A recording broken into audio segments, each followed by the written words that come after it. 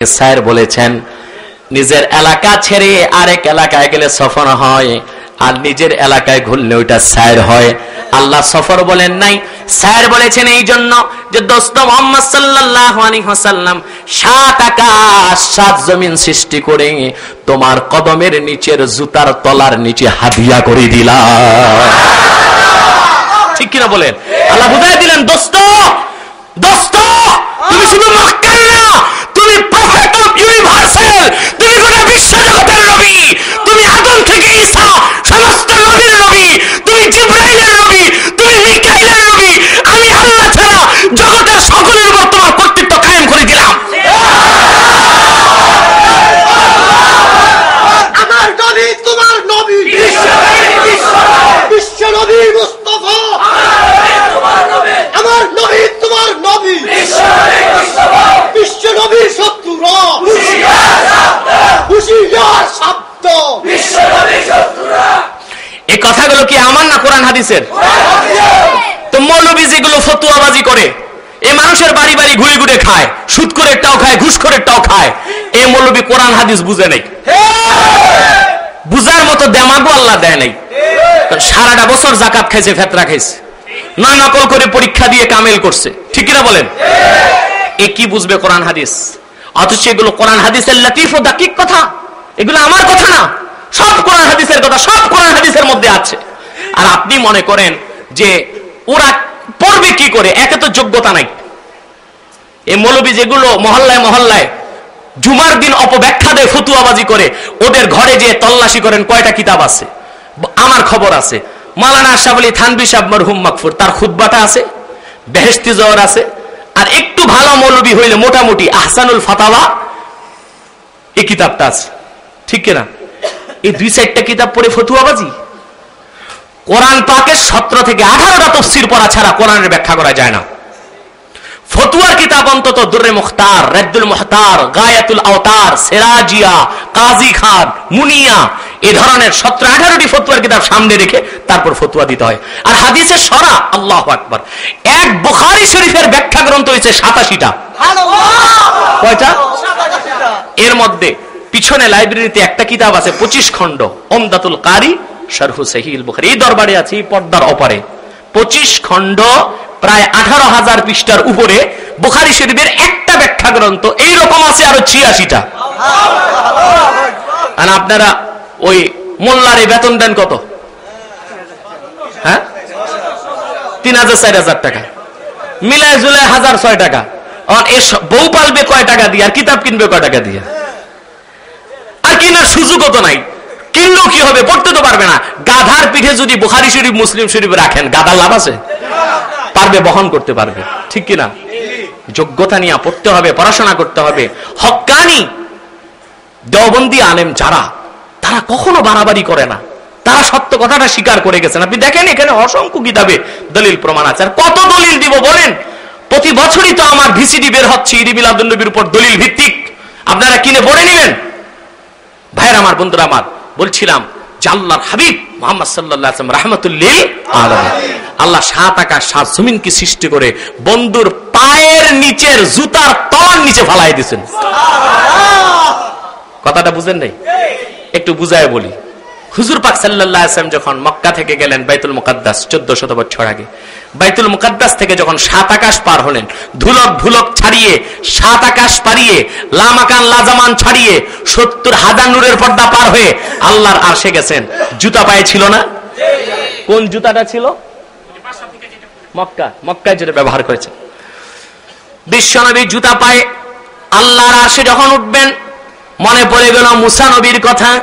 মুসা আলাইহিস সালাম আল্লাহর সঙ্গে কথা বলার জন্য মিশরের মাটির পাথরের তুর পাহাড়ে গিয়েছিলেন, আল্লাহর সাথে কথা বলবেন। আবেগ প্রবণ হয়ে মুসা আলাইহিস সালাম জুতা খোলার কথা ভুলে গিয়েছিল। আল্লাহ ধমক দেয়া বলেছিলেন, রে মুসা, পবিত্র উপত্যকায় তুই আমার সাথে কথা বলবি, জুতা খুলে নে। বিশ্বনবী ভাবলেন সেটা তো তুর পাহাড়, দুনিয়ায় একটা ছোট্ট পাহাড়, আর এটা তো নূরের আরশ। জুতা খুলতে যাবেন, আল্লাহ ডাক দিয়া বলেন, লা তাখলা'না আলাইক, ও আমার দোস্ত, তোমার জুতা খুলো না, খুলো না, খোলার কোনো দরকার হবে না। কোন সুবহানাল্লাহ। হুজুর পাক সাল্লাল্লাহু আলাইহি ওয়াসাল্লাম যখন আল্লাহর আরশে দাঁড়ায় গেলেন, আল্লাহর আরশে, আরশের উপরে কোনো কিছু নাই, আরশের উপরে শুধু আমার আল্লাহ, আল্লাহ সব জায়গায়, আরশের উপরে আল্লাহ ছাড়া কোনো কিছু নাই। হুজুর যখন আরশে আজিমে দাঁড়ালেন তখন মাখলুকাত, আল্লাহর সৃষ্টি সকল কিছু চলে গেল হুজুর পাক সাল্লাল্লাহু আলাইহি ওয়াসাল্লামের জুতার তলার নিচে। হুজুর যখন আরশে দাঁড়ালেন, হুজুরের নূরানি নূরের পায়ের তলার নিচে জুতা মুবারক, আর জুতা মুবারকের তলার নিচে গেল 8 বেহেশত 7 দোজখ, লৌহ কলম, সমস্ত কিছু, দুনিয়া, সাত আকাশ, সাত জমিন, নিহারিকা, নক্ষত্র, গ্রহাণুপুঞ্জ, ধূমকেতু, গ্যালাক্সি, আকাশ, জমিন, সব কিছু হুজুরের জুতার তলার নিচে রেখে আল্লাহ দেখায় দিলেন, বন্ধু এই পুরাটা তোমারে হাদিয়া করে দিছি। এই জন্য এত দূর তুমি আসছো, এটা সফর না, এটা সায়ের। তুমি আরেকজনের এলাকায় যাও না, তুমি তোমার নিজের এলাকায় আসছো। ঠিক কিনা বলেন? হুজুর পাক সাল্লাল্লাহু আলাইহি ওয়াসাল্লাম হচ্ছেন রাহমাতুল লিল আলামিন। এই জন্য আল্লাহ বলেছেন ওমা আরসালনাকা ইল্লা রাহমাতাল লিল আলামিন। দোস্ত, তুমি সমস্ত জগৎ সমূহের জন্য রহমত। কোন সুবহানাল্লাহ। কোরআন পাক। এখন যতগুলো প্রশ্ন এসছে সবগুলো হচ্ছে সম্পূরক, একই রকম প্রশ্ন। আমি যা বুঝতে পেরেছি, আপনি একটু দরুদ শরীফ পড়েন। আল্লাহুম্মা সাল্লি আলা সাইয়্যিদিনা মাওলানা মুহাম্মদ ওয়া আলা আলি সাইয়্যিদিনা মাওলানা মুহাম্মদ। আল্লাহুম্মা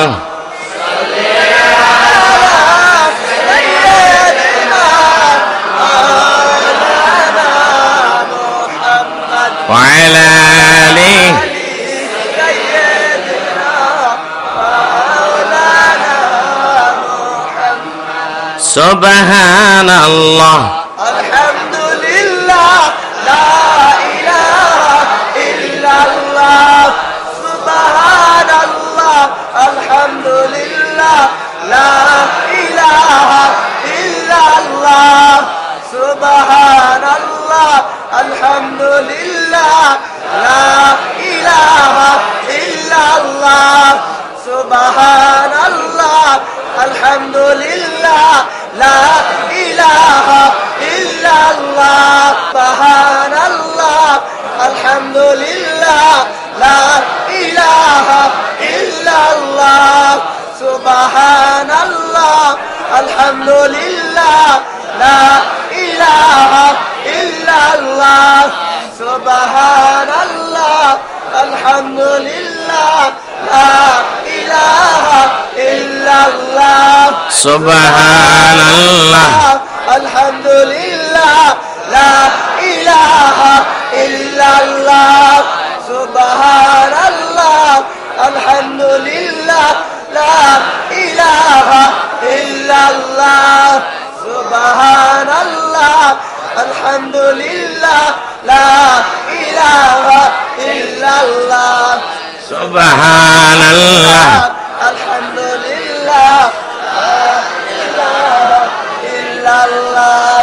سبحان الله الحمد لله لا إله إلا الله. الحمد لله لا إله إلا الله. سبحان الله الحمد لله لا إله إلا الله. سبحان الله الحمد لله لا إله إلا الله. سبحان الله الحمد لله لا إله إلا الله. لا إله إلا الله محمد رسول الله صلى الله عليه وسلم. কিছু প্রশ্ন এসেছে আজকের আমাদের এই প্রোগ্রামের সাথে সম্পর্কিত না, ওই হানাফি মাযহাবের বিভিন্ন মাসালা নিয়ে এই প্রশ্নগুলো যারা করেছেন আমার সাথে ব্যক্তিগতভাবে জেনে নেবেন, যেহেতু রাত বেশি হয়ে গেছে। ঈদ এ মিলাদুন নবী সাল্লাল্লাহু আলাইহি ওয়াসাল্লাম উপলক্ষে কিছু প্রশ্ন এসেছে। যে এখানে এক ভাই প্রশ্ন করেছে যে কোন এক জুমায় আশেপাশের কোন এলাকার এক মৌলবী বলেছে যে ঈদ এ মিলাদুন নবী সাল্লাল্লাহু আলাইহি ওয়াসাল্লাম পালন করা জায়েজ নেই। সে যুক্তি দিয়েছে সাহাবাগণ তাবে তাবিগণ ঈদে মিলাদুন নবী সাল্লাল্লাহু আলাইহি ওয়াসাল্লাম পালন করেননি, তাহলে আমরা কেন পালন করব? আমরা কি তাদের থেকে বেশি ধর্মকর্ম করি কিনা? আসলে যে মৌলবী বলেছে, আমি মনে করি সে খুবই জাহেল টাইপের একটা মৌলবী। কথা বুঝতে পেরেছেন? এটা ইমামতি ছাড়া আর কোনো যোগ্যতা নাই। সাহাবায়ে কেরাম ও তাবিঈনগণের যুগে যা ছিল না তাই যদি পরিত্যাজ্য হয়, তাহলে প্রথমে মাযহাব ছাড়তে হবে। কি ছাড়তে হবে? কারণ সাহাবীদের যুগে তাবিঈনদের যুগে হানাফি, শাফি, মালিকি, হাম্বলি বলে কোনো মাযহাব ছিল না। হুজ্জাতুল্লাহিল বালেগায় ওলিউল্লাহ মুহাদ্দিস দেহলভী লিখেছেন যে রাসূল পাক সাল্লাল্লাহু আলাইহি ওয়াসাল্লাম দুনিয়া থেকে বিদায় নেওয়ার, সাহাবীদের বিদায় নেওয়ার 420 বছর পরে মাযহাব আবিষ্কার। কত বছর পরে? কিন্তু এটা কোন মৌলবী আমি চিনতেছি না, তাকে চিনলে তার কান টেনে ছিঁড়ে দিতাম। কারণ নিজে জাহেল মানুষ, পড়াশোনা নাই, ফতুয়াবাজি করার তো দরকার নাই নাকি? কিন্তু সে নিজেও নিশ্চয়ই মাযহাব মানতেছে একটা। কি বলেন? তো সাহাবীদের যুগে তাবিঈনদের যুগে যা ছিল না তাই যদি পরিত্যাজ্য হয়, তাহলে মাযহাব ছাড়তে হয়। ঠিক, সাহাবীদের যুগে কাদরিয়া, চিশতিয়া, নকশবন্দিয়া, মুজাদ্দিদিয়া বলে কোনো তরিকা ছিল না। অথচ আমরা প্রত্যেকেই মুসলমান, সুন্নি মুসলমানই কোনো না কোনো তরিকার অন্তর্ভুক্ত। এমনকি হক্কানি দেওবন্দি যারা, তারা চিশতিয়া সাবেরিয়া তরিকার মুরিদ। ঠিক কিনা? কোন তরিকায়? চিশতিয়া সাবেরিয়া তরিকা। তাহলে তারাও তরিকা মানতেছে। তাহলে যদি সাহাবী ও তাবিঈনগণের যুগে যা ছিল না তাই যদি পরিত্যাজ্য হয়, তাহলে তো তরিকাও ছাড়তে হয়। 1 নম্বরে ছাড়তে হয় মাযহাব, 2 নম্বরে ছাড়তে হয় সাহাবী এবং তাবিঈনগণের যুগে কোরআন শরীফের আয়াতে কোনো জের জবর পেশ ছিল না। কি ছিল না?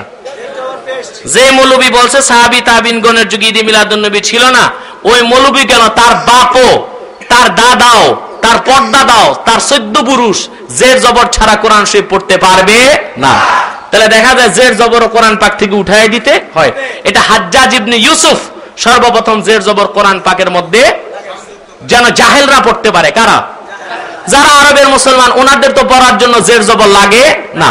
যারা জাহেল, এই বাঙালি ছাঙ্গালি আছে না, আঙ্গাল বাঙ্গাল বা আরবের বাইরে, এরা যেন কোরআন পাক পড়তে পারে, এদের জন্য জের জবর পেশ লাগানো হয়েছে। যদি সাহাবী তাবিঈনগণের যুগে যা ছিল না তাই যদি বাদ দিতে হয়, তাহলে কোরআন পাক থেকে জের জবর পেশ এগুলো সব বাদ দিতে হবে। সাহাবী এবং তাবিঈনগণের যুগে, সাহাবী এবং তাবিঈনগণের যুগে কোন মসজিদে মিনার এবং মেহরাব ছিল, মিনার ছিল না, তাহলে মিনারও মসজিদ থেকে বাদ দিতে হবে।